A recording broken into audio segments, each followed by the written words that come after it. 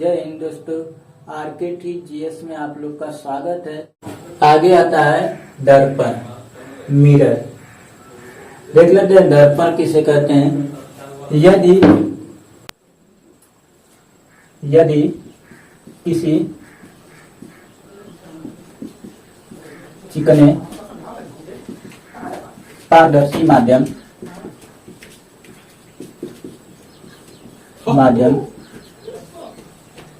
के एक सतह या पृष्ठ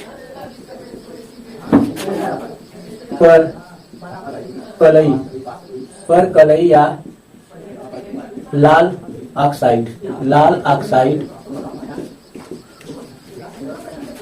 का लेप लगा दिया जाए तो दूसरा पृष्ठ परावर्तक तल के रूप में कार्य करने लगता है।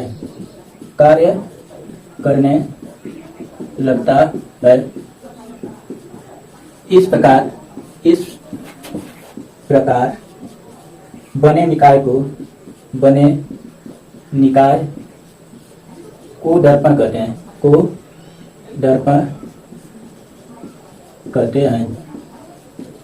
तो आप लोग ने देखा कि दर्पण किसे कहते हैं। देख लीजिए, दर्पण अर्थात मिरर। यदि किसी चिकने पारदर्शी माध्यम के एक सतह या पृष्ठ पर कलई या लाल ऑक्साइड का लेप लगा दिया जाए तो इस प्रकार तो दूसरा पृष्ठ परावर्तक तल के रूप में कार्य करने लगता है। इस प्रकार बने निकाय को दर्पण कहते हैं। दर्पण दो प्रकार का होता है। कितने प्रकार का होता है? दो प्रकार का होता है, समतल दर्पण और गोलीय दर्पण।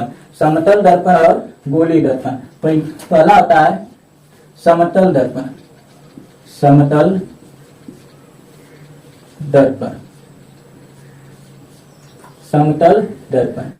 और दूसरा होता है गोलीय दर्पण। समतल दर्पण किसे कहते हैं? यदि किसी दर्पण का परावर्तक पृष्ठ ऐसा दर्पण जिसका परावर्तक पृष्ठ समतल हो, परावर्तक पृष्ठ कैसा हो? समतल हो, समतल दर्पण कहलाता है। ऐसा दर्पण जिसका परावर्तक पृष्ठ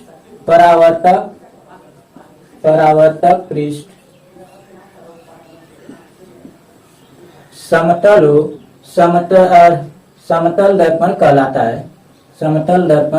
कहलाता है। ठीक, समतल दर्पण किसे कहते हैं? ऐसा दर्पण जिसका परावर्तक पृष्ठ समतल हो, समतल दर्पण कहलाता है। इसका चित्र इस तरह बनेगा, बना लीजिएगा। डेफिनेशन हम बोल रहे हैं, आप लोग लिखते चलिए साथ में। आगे आता है गोलीय दर्पण। ऐसा दर्पण जिसका परावर्तक पृष्ठ गोलीय हो। कैसा हो? परावर्तक पृष्ठ गोलीय हो, गोलीय दर्पण कहलाता है। अर्थात ऐसा दर्पण जो गोले से बना हो, एक गोले से कट कर बना हो। जैसे ये गोला हो गया, अगर इसको हम काट देंगे इस तरह, देखिए काट दे रहे हैं, काटने पर अलग अलग कर देंगे। अलग अलग करने से देखिए ऐसा दर्पण बन रहा है जो गोल जैसा लग रहा है, तो इसे कहेंगे गोलीय दर्पण। इसी दर्पण के उभरे भाग पर या दबे भाग पर कलई कर दिया जाता है, तो इस प्रकार दर्पण बनता है जिसे गोलीय दर्पण कहते हैं। तो हम गोलीय दर्पण किसे कहेंगे? ऐसा दर्पण जिसका परावर्तक पृष्ठ यानी कि प्रकाश जिससे टकराकर परावर्तित होता है, उसे ही कहा जाता है परावर्तक पृष्ठ। ऐसा दर्पण जिसका परावर्तक पृष्ठ गोलीय हो, गोलीय दर्पण कहलाता है। गोलीय दर्पण दो प्रकार का होता है। गोलीय दर्पण कितने प्रकार का होता है? दो प्रकार का होता है। एक होता है अवतल दर्पण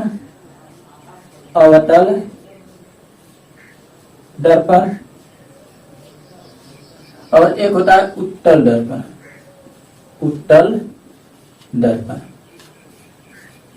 एक होता है अवतल दर्पण, एक होता है उत्तल दर्पण। अवतल दर्पण इस प्रकार का होता है। ऐसा दर्पण जिसके दबे हुए भाग से प्रकाश का परावर्तन होता हो, अवतल दर्पण कहलाता है। ऐसा दर्पण जिसके दबे हुए भाग से प्रकाश का परावर्तन हो, अवतल दर्पण कहलाता है। उत्तल दर्पण इस प्रकार का होता है। दबे हुए भाग पर कलई किया हुआ होता है और उभरे हुए भाग से प्रकाश का परावर्तन होता है। उभरे हुए भाग से प्रकाश का परावर्तन होता है। तो गोलीय दर्पण ऐसा दर्पण जिसका परावर्तक पृष्ठ गोलीय हो, गोलीय दर्पण कहलाता है। गोलीय दर्पण दो प्रकार का होता है, अवतल दर्पण और उत्तल दर्पण। अवतल दर्पण ऐसा दर्पण जिसके उभरे भाग पर कलई किया गया हो और दबे हुए भाग से प्रकाश का परावर्तन होता हो, अवतल दर्पण कहलाता है। उत्तल दर्पण ऐसा दर्पण जिसके दबे हुए भाग पर कलई किया गया हो और उभरे हुए भाग से परावर्तन होता हो, उत्तल दर्पण कहलाता है। इसलिए इस तरह हमने देखा कि दर्पण दो प्रकार के होते हैं, समतल दर्पण और गोलीय दर्पण। और गोलीय दर्पण उसमें भी दो प्रकार का होता है, अवतल दर्पण, उत्तल दर्पण। अब आगे देख लेते हैं समतल दर्पण का उपयोग। समतल दर्पण का उपयोग, जो हम घरों में आईना जो देखते हैं, मिरर देखते हैं चेहरा अपना, उसी को कहा जाता है समतल दर्पण। इसका उपयोग क्या है, इसका गुण क्या है, देख लेते हैं कि समतल दर्पण में बना प्रतिबिंब, समतल दर्पण में हम लोग का जो प्रतिबिंब बनता है वह हमेशा आभासी बनता है। आभास करते हैं उसको भी बना हुआ प्रतिबिंब, आभासी, सीधा और वस्तु के बराबर बनता है। समतल दर्पण में बना प्रतिबिंब आभासी, सीधा और वस्तु के बराबर होता है। दूसरा का समतल दर्पण के सामने जितनी दूरी पर वस्तु रखी रहेगी, जितनी दूरी पर वस्तु रखी रहेगी, उतनी ही दूरी पर उसका प्रतिबिंब बनता है, उतनी ही दूरी पर उसका प्रतिबिंब बनता है। यानी कि 2 मीटर की दूरी पर अगर वस्तु रखी है, इसका प्रतिबिंब भी आभास होगा कि 2 मीटर की दूरी पर बन रहा है। इस समतल दर्पण का गुण होता है। और समतल दर्पण में यदि हम अपनी पूरी लंबाई देखना चाहते हैं तो अपनी ऊंचाई के आधे लंबाई के बराबर हमें मिरर चाहिए। दर्पण हमें कितना चाहिए, आधे ऊंचाई के आधे लंबाई का दर्पण चाहिए, तब हम अपना पूरा लंबाई देख सकते हैं दर्पण में। अतः हम कह सकते हैं कि दर्पण में अपनी पूरी लंबाई देखने के लिए अपने ऊंचाई के आधे लंबाई का दर्पण लेना होगा।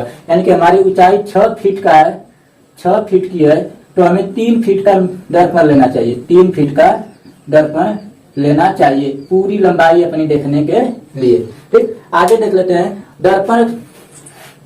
दर्पण के सामने अगर कोई वस्तु v वेग से आ रही है, v वेग से आ रही है, तो दर्पण से उसका वेग 2v हो जाता है, यानी कि दुगुना हो जाता है। वो दुगुना तेजी से आती है दर्पण की तरफ। ठीक, ऐसा लगेगा कि दुगुना तेजी से वह आ रही है। तो इस तरह से हमने देख लिया कि समतल दर्पण का गुण क्या होता है। आगे है पार्श्व उत्क्रमण।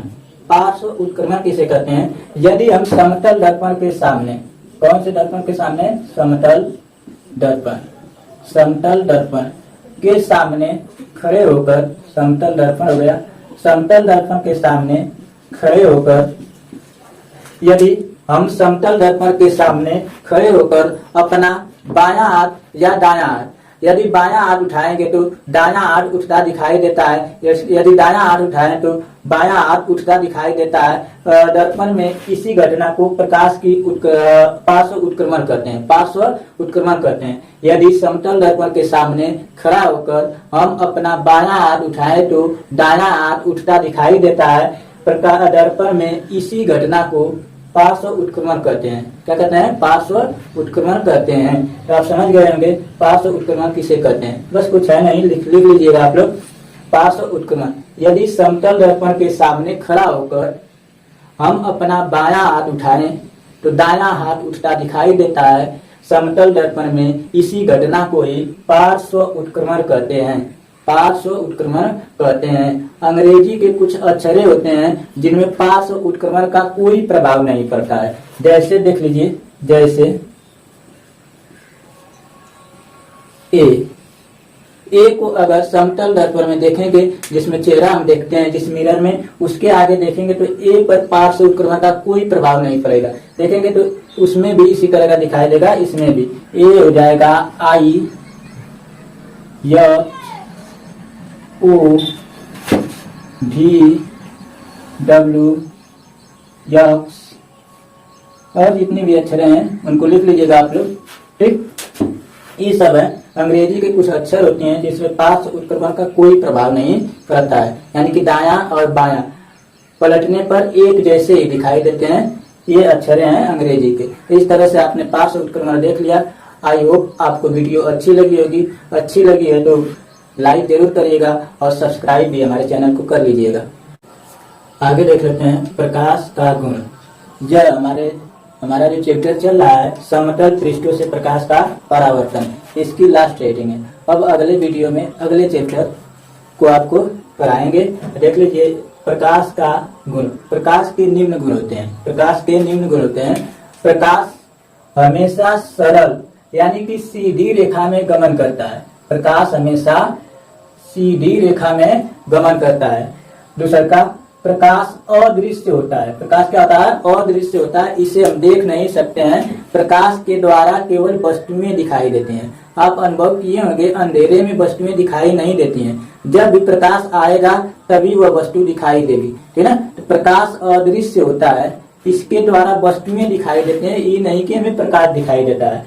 प्रकाश विद्युत चुंबकीय तरंगों के रूप में चलता है। अब विद्युत चुंबकीय तरंग कौन सी होती हैं? वे किरणें जो निर्वात में गमन कर सकती हैं उसे विद्युत चुंबकीय तरंग कहते हैं।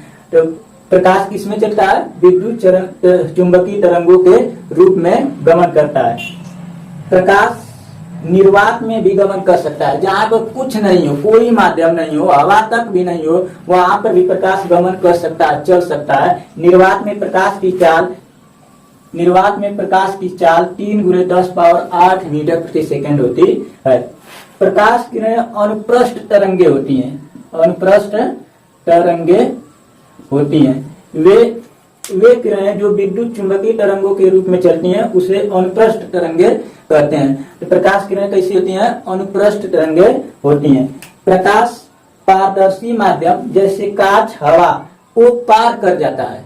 क्या कर जाता है? पार कर जाता है। और अपारदर्शी माध्यम जैसे लकड़ी, लोहा आदि को पार नहीं कर पाता है। इस प्रकार से हमने देखा कि प्रकाश के निम्न गुण होते हैं। यह सरल रेखा सीधी रेखा में गमन करता है। प्रकाश अदृश्य होता है, इसके द्वारा केवल हमें वस्तुएं दिखाई देती हैं, प्रकाश नहीं दिखाई देता है। विद्युत चुंबकीय तरंगों के रूप में प्रकाश चलता है। वे किरणें जो निर्वात में भी गमन कर सकती हैं विद्युत चुंबकीय तरंगे कहलाती हैं।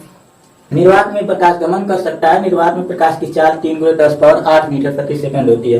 प्रकाश किरणें अनुप्रस्थ तरंगे होती हैं। वे तरंगे जो विद्युत चुंबकीय तरंगों के रूप में चलती हैं उसे कहा जाता है विद्युत अनुप्रस्थ तरंगे। प्रकाश पारदर्शी माध्यम जैसे कांच, हवा आदि को पार कर जाता है, लेकिन अपारदर्शी माध्यम होते हैं जैसे लकड़ी, लोहा हो गया, उनको पार नहीं कर पाता है। इस प्रकार हमने प्रकाश के गुण को देखा। आज यह हमारा चैप्टर समतल पृष्ठों से प्रकाश का परावर्तन समाप्त हो गया। अब अगले वीडियो में आपको आगे का चैप्टर है गोलीय पृष्ठों से प्रकाश का परावर्तन, तो उसके बारे में आपको हम कराएंगे। आप देखिएगा। यहाँ तक बस आपके लिए इतना ही। तो वीडियो को लाइक करिए, शेयर करिए और सब्सक्राइब भी जरूर कर लीजिएगा। तो आज के लिए बस इतना ही आपके लिए। जय हिंद।